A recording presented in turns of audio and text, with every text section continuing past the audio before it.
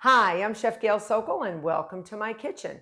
Today, I'm going to give you the best kept secret in bread baking. I'm not kidding. You'll want to stick around. But before we get started, I want you to click on that notification button so you get to see all my videos and tips coming up. So the best kept secret of bread baking is in this bowl. Vital wheat gluten. If you've never used it, and I had never used it for a while, and then someone said, try it. What a difference in my yeast spreads. So vital wheat gluten is just a natural protein in wheat flour, and it helps to lighten your yeast spreads. It's not recommended for sourdough breads because that's a different type of animal completely.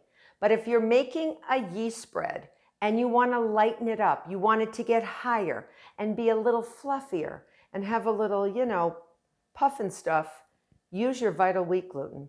Vital wheat gluten is very similar to the vegetarian seitan, but obviously in a different form. Vegetarians and vegans like seitan.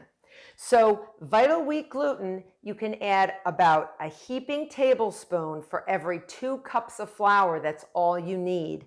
And if you keep some on hand and you're making a whole grain bread, whole grain breads tend to be denser because that bran layer actually prevents the gluten strands from stretching because they're heavy and they cut into the gluten strands.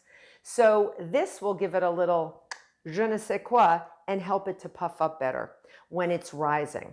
So I fully recommend trying vital wheat gluten the next time you make a yeast spread, and you will be very, very happy and very surprised with the results. It's a super easy powder to use, and it's amazing.